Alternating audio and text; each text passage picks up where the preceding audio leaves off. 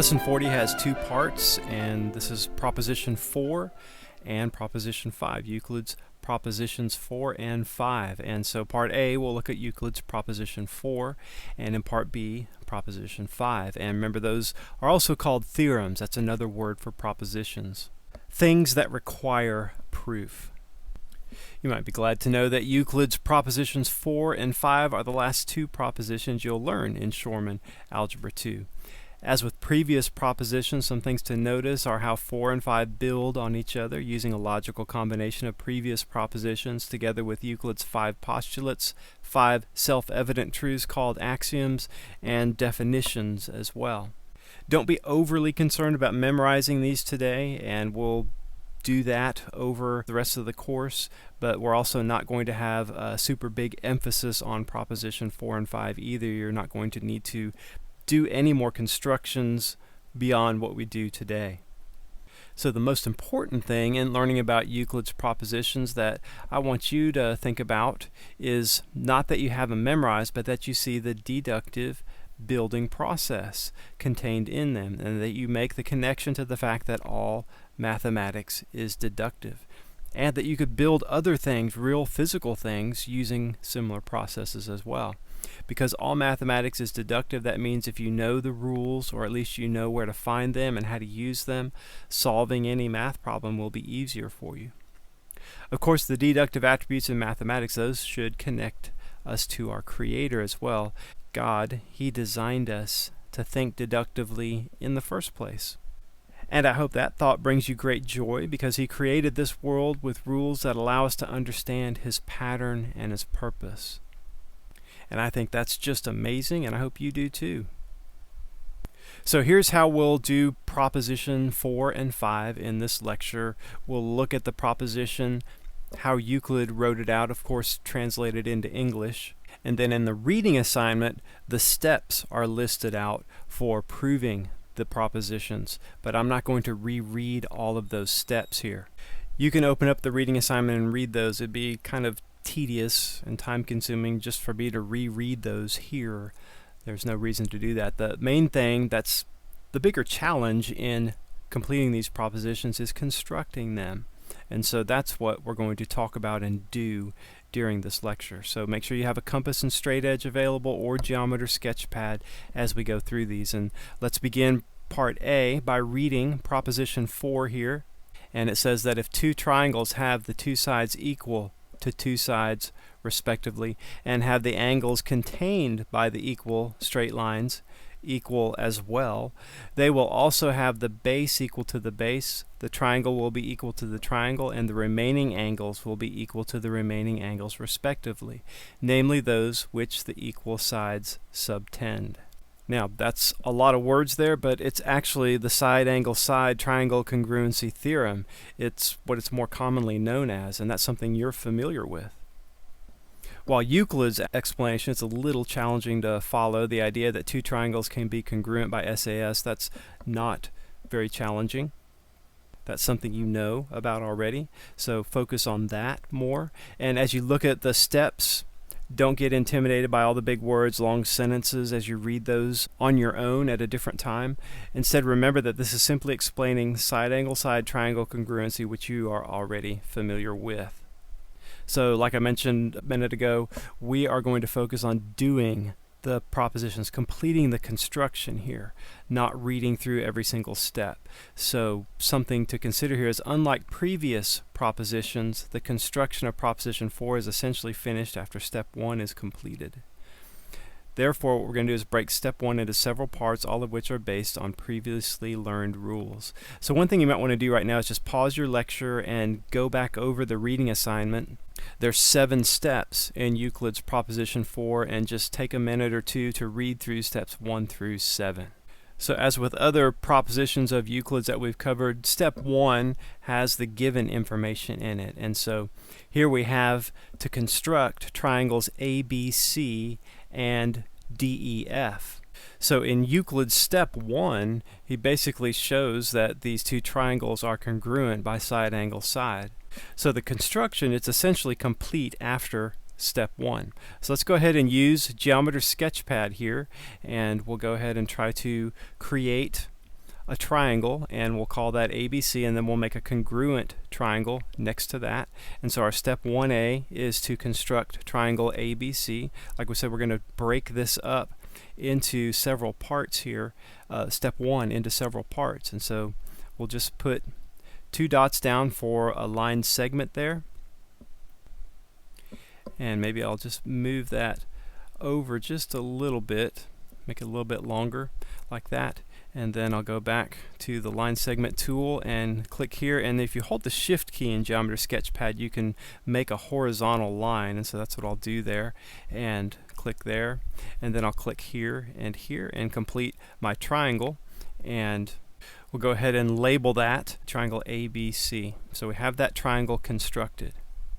And then next what we want to do is at point D, so we need to identify a point D here, and we'll just move that over, try to have it kind of in line with A. Maybe put that right there, point D. And at that point we want to construct DE congruent to AB, and so we need to apply proposition 2 in order to make a congruent segment DE. So in order to do that, we have several steps there from within proposition 2, and the first one would be to identify those 2 points right there, D and A, and then construct a line segment between those. And then from there, what we want to do is create an equilateral triangle off of that. So proposition 1 is what we need to do there. So we need to construct a circle there, and you're not going to be able to see the whole thing, but that's okay. And then construct another circle here, and the location where those intersect, we can just scroll down a little bit, and in Geometry Sketchpad you can select both circles, go to construct on the menu. You can't see that menu here, but I would go to construct intersections, and there I have that intersecting point. So now I can highlight those 2 lines and hide those, or not lines but arcs, hide those, and go ahead and complete the equilateral triangle here, and highlight those, construct segment, and highlight these 2, construct segment. And so I have an equilateral triangle. I'm going to select all 3 of those just to distinguish that from triangle ABC and not get those confused. I'm going to go to display color and change the color there, just so I can show that as a different triangle there and not confuse it with ABC. Now to complete this, we need to have AB mapped onto the segment with D on it, and so we take AB and we construct a circle there, then we construct an intersection here, then we construct another circle here, then we construct another intersection right there. Now we have D, and this point here, we'll label that as E. And now that we have point E, we can go ahead and remove our construction marks that we've made so far that we don't need anymore, and hide all of those. And so there we have DE. We can select those 2 points and construct a segment between them. Now the next step is to duplicate angle BAC and duplicate that on our new triangle, our new congruent triangle that we're trying to draw here. So we've erased our construction marks from 1B. If you're doing this on paper though, you might want to erase the equilateral triangle just enough so that you can redraw it and use it again in 1D. You'll need to use it again.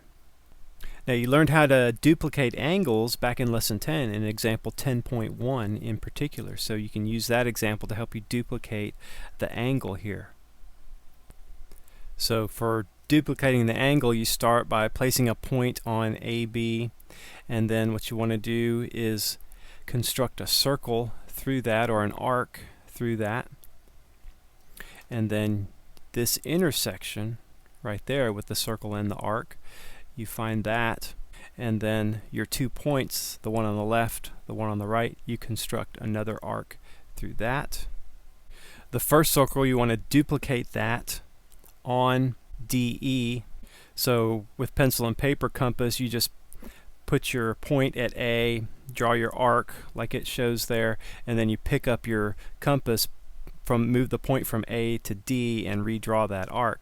On Geometry Sketchpad, what you have to do first is go A, D, and transform mark vector, and then you have to select A, the circle at A, select where you want to transform it to, and then you go to transform translate and you get that circle over there. Identify that intersection point of the arc where it intersects DE, and that's where we want to place our other arc that we drew.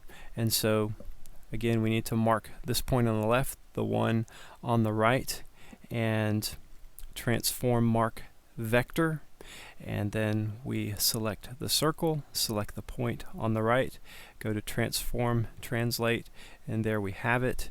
And then this intersection right here between those two, we construct a point there, and of course it makes it on the other side of the arcs as well. But what we want to do now is we can construct a ray through that. So we'll put a point there, put a point there, and go to construct ray. And so there we have our ray, and we can scoot over a little bit so we can see that more. And so we've erased our construction marks there, and we can see now we have equal angles there at A and at D. Now we need to construct DF, and to do that we're going to apply proposition 3. So first we want to put the equilateral triangle back in from 1B. And so on that ray D, we want to cut off a segment that's congruent to AC. That's what we're trying to do here. So that's why we use proposition 3. So the first thing we want to do is construct a first circle with a radius of AC. So we put a dot at A, identify C. If you're doing this on paper, you're putting your point of your compass at A, your pencil at C, and you're constructing an arc. And then we want to construct an intersection right here, because that new segment there is congruent to AC. And we'll also go ahead and identify that point there at the bottom of the equilateral triangle, and let's label both of those. We'll label those IJ, then we'll make another arc, center at I and end at J, and another intersection we'll identify over here on DE. And notice what we're doing here. We're slowly but surely transferring segment AC, that length, over to the ray at D. And so one more thing we need to do here is construct another arc right there, construct an intersection right there, and now we have DF. We can erase our construction marks, we can select D and F and construct a segment there, and we can also select E and F and construct a segment there. And now we've got two congruent triangles, and that connecting E and F together to complete the triangle, 2 points determine a line, so that was just Euclid's postulate 1 there to finish things off. And now that we have those congruent triangles constructed, it's just a matter of studying the remaining steps 2 through 7. And we also have the advantage of tools like Geometry Sketchpad. Those allow us to verify that we really did do what was required to do, that we really did do QED.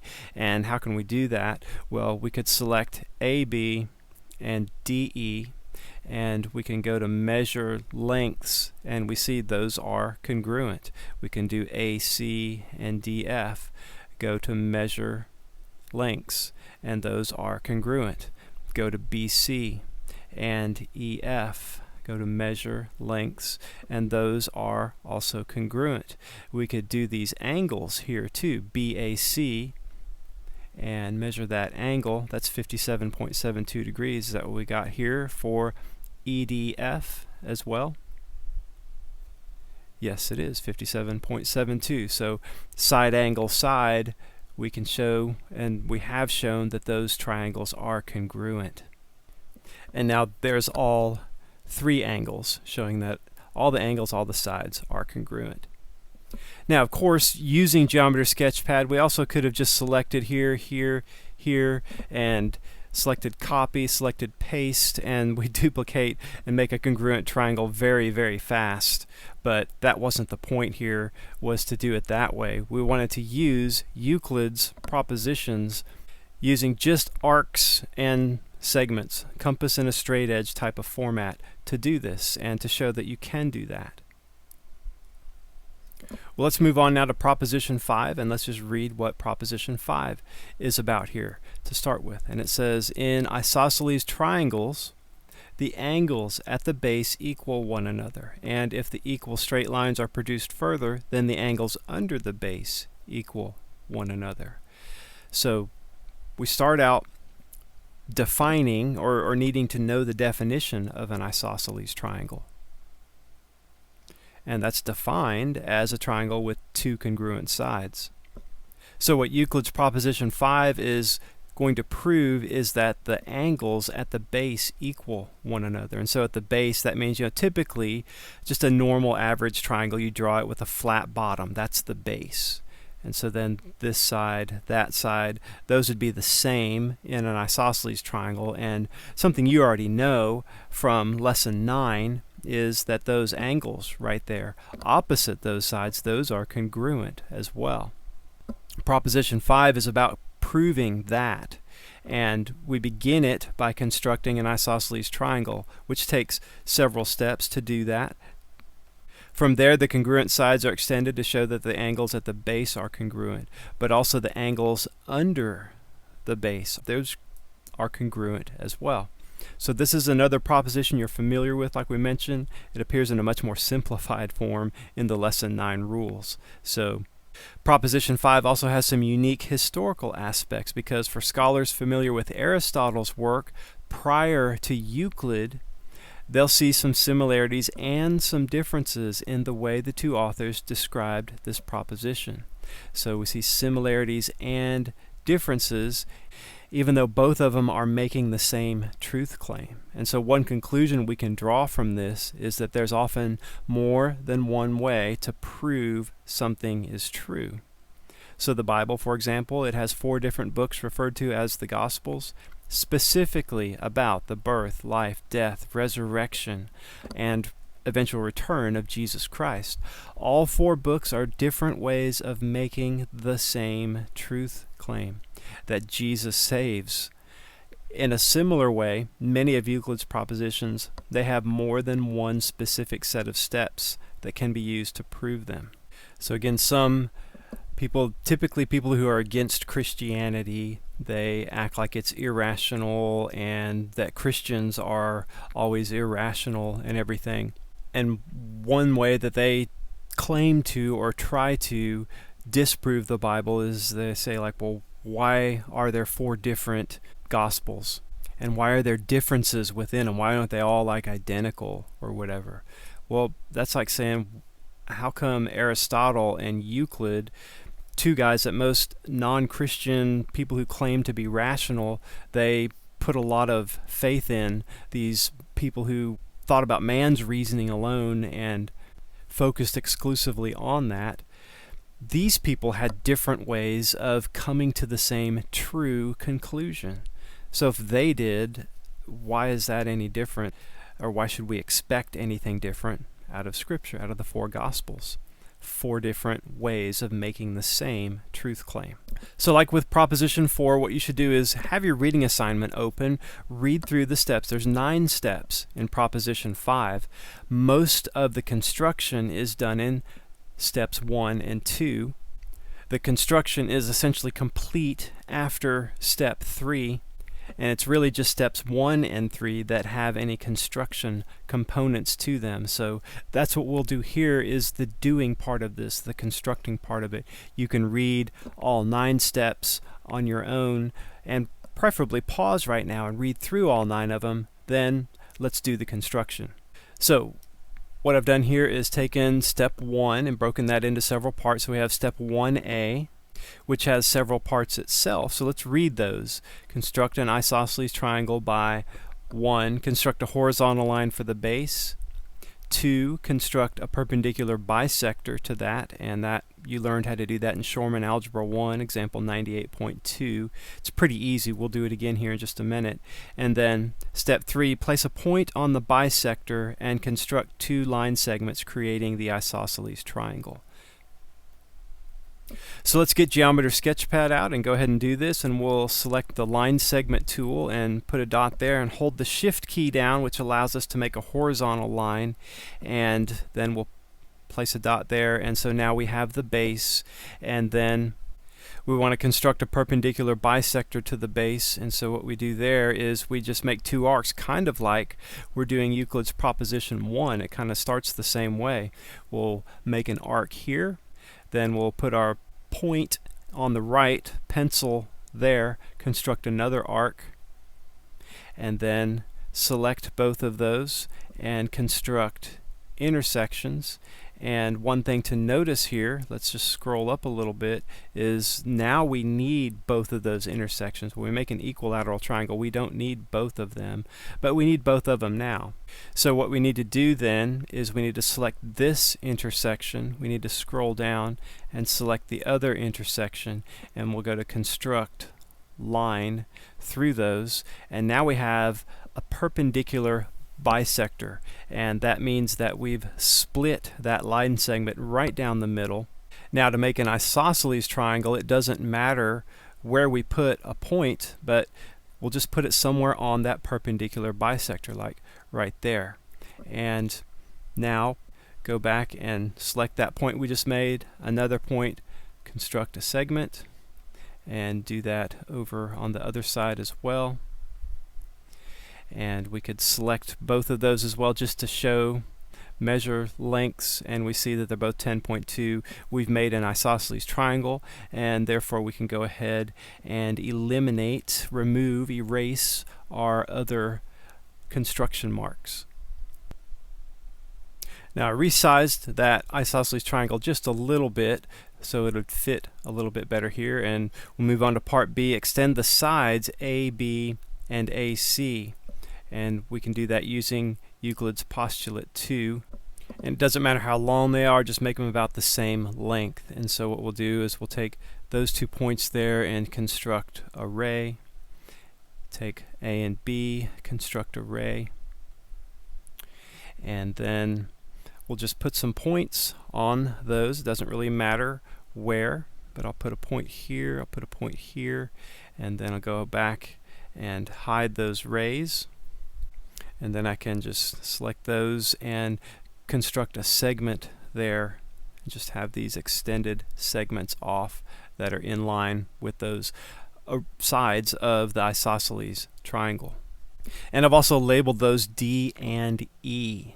Now if you're reading along in the reading assignment, step 2 is a non-construction step, so we go on to 3A here, and we take an arbitrary point F. Doesn't matter where, we'll just put it on there like that, and there's point F, and we say that that's on BD, so let's just relabel this a little bit just to keep it in line with our steps. I just relabeled C and B as B and C.